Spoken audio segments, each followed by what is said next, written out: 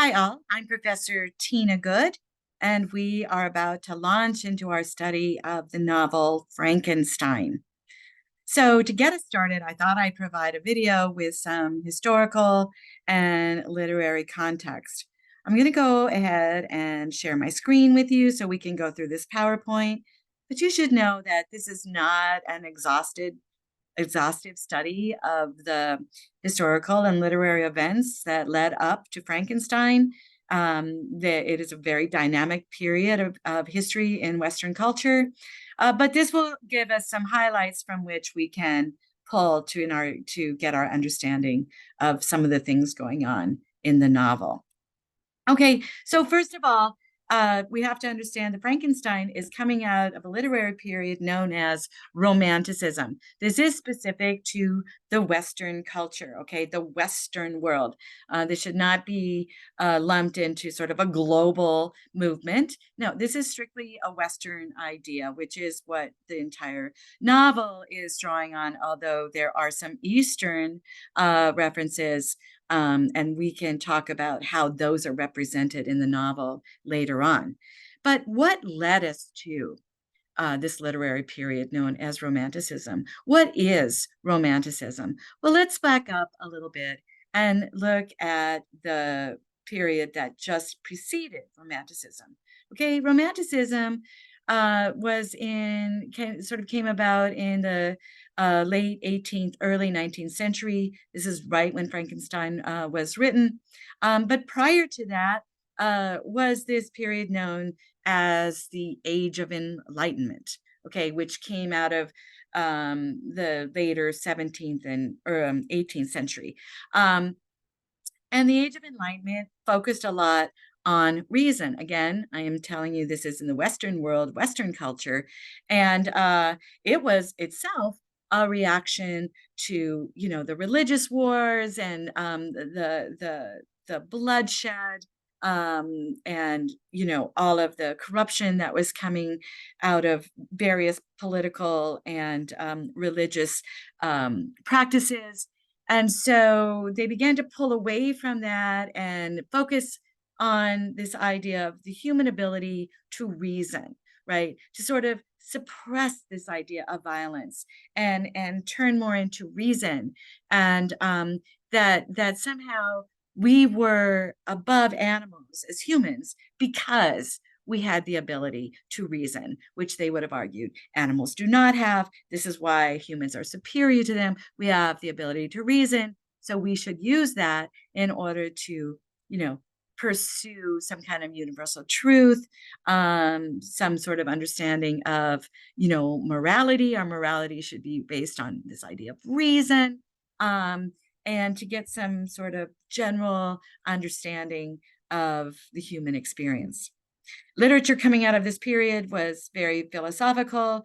Many essays were written, but indeed there was poetry written, prose were written, plays were written, but they focused much more on the idea of wit, of satire, of reason, of logic, and decentered the idea of emotion, of love, of nationalism, of religious fervor, those kinds of things. In fact, one of the most famous philosophers coming out of this period, you may know, is Rene Descartes. And in translation, what he's most famously known for is the expression, I think, therefore I am. Privileging then the idea that, humans can think. And that is what gives us our very existence and our existence as humans rather than animals. And therefore, that is what we should use, right, when exploring understanding. This is also coming out of a scientific revolution. It's not Darwin, right? This is very much pre-Darwin, but we just started thinking about science in a different way, and this idea that problems are solvable, right? If we can think through our ideas of problem solving, if we can just think about it enough and construct it enough that all problems are solvable, that maybe we don't have to go to an outside deity in order to solve our problems, that we ourselves, right, can solve our problems through this idea of reason. Also coming out of this period, therefore, is this idea that there can be a separation between mind and body, right? And that we should subordinate the body, right? Our feelings, right? Our heart, if you will, our feelings, and focus on the mind, right? That this somehow these can be split out. Um, some might even argue there's a split between mind, body, soul, right? But for the purposes of this, we're going to separate the mind and body. Mind focused on reason, right? And this was privileged in the era of enlightenment, and it was also the purview of men, right? Women were not seen to be reasonable. They were seen to be emotional, and they were more reactive rather than thoughtful. And so this idea of the body was a place where emotion, this is where chaos resides. And of course, this is where the area of women is. And so all of that was subordinated to this idea of reason, to the idea of men, to the idea of who should be in charge in society. Now, there were a couple of things that challenged this idea of reason, of enlightenment. And that was, first of all, the Industrial Revolution. Okay. So while the Industrial Revolution comes out of this idea of enlightenment, right, what it did was significantly change the area of work, and the woman's world, which we'll talk about in just a moment. But additionally, and very historically, right, in the late 18th century, there were a couple of significant wars that happened that began to challenge this idea of enlightenment, and that maybe reason, this idea of reason, had led the world astray. One of them was, of course, we all know this, is the American Revolution, right? The American Revolution took place and won, right? That there is really no reason why these colonists should have been able to defeat this world power known as England, right? And that something had gone terribly awry if that was allowed to be so. This idea of reason had not protected, right, the British Empire from this rebel revolt. In addition, immediately succeeding that and during that was the French Revolution, right, which resulted, right, in the death of a king. Now, this was out of control, right? Again, we're into the realm of chaos now, and that's what reason was supposed to protect us from. And so, we began to see now, again, this kind of swing back, this reaction to this idea of reason being where we go to pursue truth. And the Romantics began to focus on, instead of looking at reason, right, that instead we need to look at emotion. Notice the mind-body split is still there, but emotion begins to become more masculine, and it takes on such ideas as chivalry, as heroism, right? And it therefore focuses on extreme emotion, right? What separates us from animals is, yes, okay, reason, that's fine, but our ability to experience extreme emotion, or what the Romantics would have called the sublime, what we might call today awe, right? To be in awe of something, right? And that this would that through experiencing extreme emotion, that is what would give us an understanding of human morality. That is what would give us some insight into truth and human understanding. So the literature then began to switch, and we began to get some idea of fantasy a little bit, but a large focus on nature, that through human connection with nature, right, that we could come to some kind of truth, right? And not to be understated is this idea that nature, of course, does have its connections to divinity. So that if humans are connecting with nature, they are also, connecting with divinity. There was a group of poets that came out of this period. They're sort of known as the Big Six. They're specifically the English poets, the Romantic period. The Romantics do go beyond English, but we're going to focus on the English poets simply because we're talking about Mary Shelley. But the six big Romantic poets were Lord Byron, William Wordsworth, Samuel Taylor Coleridge, William Blake, and of course, most important for us today, Percy Shelley. Okay. Now, in so doing, we still have this separation of what is masculine and what is feminine. No longer is emotion necessarily, consigned to being feminine, but it is supposed to be within this idea of high art, right? And the idea that women could create high art, and high art was defined as poetry, especially poetry that reflected beauty, that somehow evoked extreme emotion, that connected with nature, that really could only be written, by educated men, especially, let's not forget, upper class white men. Okay. Um, but another sort of thing that was happening at the same time was the development of the novel. Now, the novel is a new genre coming out of this period.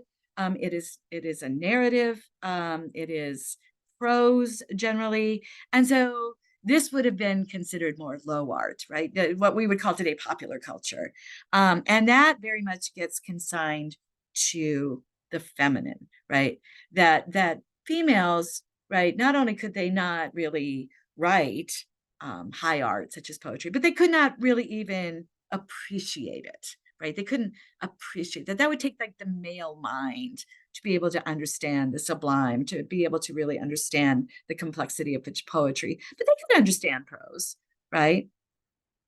And in fact, women actually became extremely powerful at this time within the world, especially of literature, but also in politics, and especially upper class white women. It's really, really important to make sure that we understand that there is a race and a class going on here. Um, why? Well, first of all, they are literate. Now, they have been educated, they can read, they can write. But remember, the Industrial Revolution that I mentioned before has happened. And so, as a result of the Industrial Revolution, women have, especially upper class white women, well, they have a lot of leisure time, right? What are they going to do with their time? I mean, they are not going to work because, I mean, that's they're above that, right? They don't work outside of the home. Their sphere is within the home, the domestic world, um, right? They're not going to, however, they're not housewives. They're not taking care of the home. They're not taking care of children because they have servants for that, and they would never do what servants do. That would be beneath them, right? But they could read, and so what we began to see is that women become the major consumers of literature at this time. And what do they like? They like the novel, right? And what do they especially like? They like ghost stories. And they like ghost stories that maybe have female heroines in them, right? So we begin to see this switch from this very heavy, satirical, witty, um, prose and novels to a very, very different type of form that could entertain women, and yet perhaps be a little subversive. Because what we see is that when they have all this free time, that they actually can become activists. Some have argued that the abolition of slavery in the Western world would not have happened as quickly as it did had it not been for upper class white women and their free time to be activists and their education enough to be literate to tell these stories, to translate these stories, and to entertain within their homes. But of course, you know one of their primary concerns, not surprisingly, is to, be activists for themselves, right, as upper class white women. And so one of the seminal books comes out at this time called A Vindication of the Rights of Women, which is written by Mary Wollstonecraft. Okay. And yes, Mary Wollstonecraft is coming out of the Age of Enlightenment. She's in this crossover, right? So she's writing kind of from a rationalist point of view, from a reasonable point of view, and she's making the argument of why, women should not be considered naturally inferior, that they are born inferior. She's challenging that idea by saying, no, no, women are only, not able to engage in this reasonable thought because they have not had the same level of education. All right, so why is Mary Wollstonecraft important to us? Why is this idea of the rights of women important to us? Well, guess what? Of course, Mary Wollstonecraft, right, is the mother of Mary Shelley. So Mary Shelley has been brought up in this world where, her dad was William Godwin.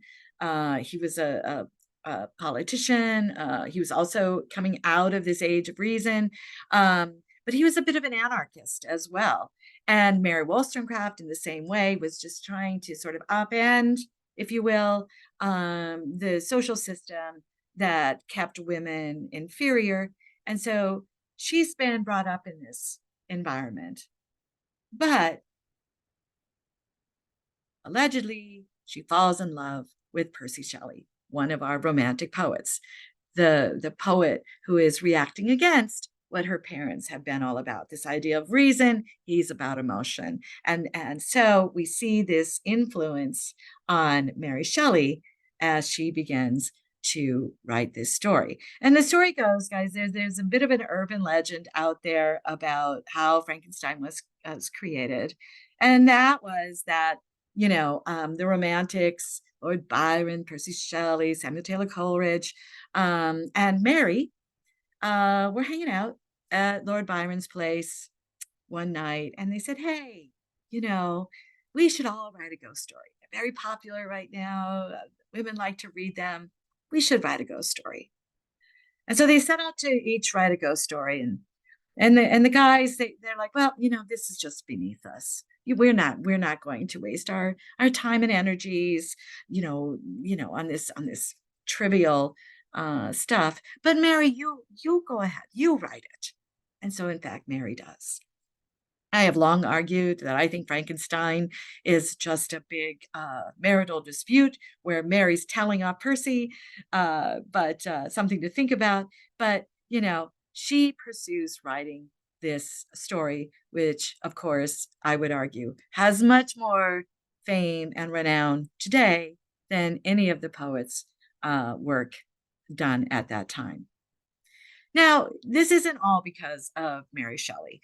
In fact, the Frankenstein sort of fell off the charts. There was a lot of Gothic being written, in the 19th century, for sure. It really changes literature in the Western world. But Frankenstein itself sort of falls off the charts until this little known thing of Hollywood comes along and gives new life to this story called Frankenstein. In an old black and white film in the early 20th century, starring Boris Karloff as the creature. Now, I tell everybody this because if you haven't read it, you might be very much into that sort of popular culture idea as we're going into Halloween, right? That Frankenstein is the name of the monster. He's not. It's not. Frankenstein is not the monster. The monster is actually not given a name. Right? He's called the creature or the demon. Frankenstein is the scientist who created him, Victor Frankenstein, right? So we get like those ideas of like the mad scientist and this idea of him creating life in this monstrous body through lightning or whatever, and then he goes about and he sort of stumbles around without really any sort of language ability and terrorizing the villagers and whatnot. And that kind of, reproduces itself throughout, even to the 23rd century. Even, there's movies called Mary Shelley's Frankenstein, which you think would be a little truer, but it really is drawing on more of the Hollywood tradition than the tradition that's put forth in the novel. Okay. So just kind of open up your mind a little bit. It's going to be a little bit different when you're reading the novel than what you might know of as the tradition of Frankenstein. Um, it is what we call an epistolary novel. What is that? It is a novel that manifests itself through letters, journal entries, diary entries. And the reason why this is done is because it was believed that, that was really the communication then, that women connected with each other through letters. And so, in order to replicate that domestic world, right, that this novel takes on the idea of using letters to tell the story. What you're not getting, what I've not asked you to read, is that in the beginning of the book, what we have Robert Walton, who is, an explorer, and he has gone to the North Pole. He is supposed to be the first one to discover the North Pole. And on his journey there, he is writing letters back to his sister. While there, he comes upon a man. Now, there's not supposed to be anybody there. He's the first one to have, supposed to have gone to the North Pole, and he comes upon this man, and this man is Victor Frankenstein. They rescue Victor, and Victor tells Robert Walton the story of why he's there. And then Robert Walton communicates to his sister in letter form the story that Victor gives him. Another type of genre that Frankenstein is seminal to, not the first, but certainly does continue on the tradition, and that is the Gothic novel, right? That idea that we have to accept that there is the supernatural. Remember, very different than the Age of Reason, where we could simply draw on our reason rather than deities outside of us. That there can be this idea of the supernatural, that there can be monsters, that there can be ghosts, right? Um, and that there can be good and there can be evil, and somehow this can all create itself into a story where there can be a hero, right, or a villain. What Frankenstein also does, unlike the Romantic poets, is that it begins to privilege the domestic sphere being the sphere of women, especially upper class white women, right? So be watching how that gets privileged above, right, this idea of science, right? While we think about the science in Frankenstein, that's what's being used to create life. Um, this novel is actually disparaging the use of science, especially without ethics, right? And that it is the domestic sphere which can temper, right, the passions of science and study and knowledge without ethics. It further explores, what does it mean to be a monster in society? What does it mean to be monstrous? It looks at the consequences of isolation, of abandonment, especially within a human community, right? Remember? And again, going back to privileging the domestic sphere, right? The value of family. It questions human judgment, right? Are humans really able, through reason, to be accurate in their judgment, right? And so by the end, we see this privileging of family and of education, right? But not necessarily the education that the poets have received, right? That the scientists have received, right? But what might be obtained in the domestic world. So I hope that you have found this video interesting and useful as we proceed with our story of Frankenstein. And we'll be talking more about these themes as we continue with the novel. Have a great day.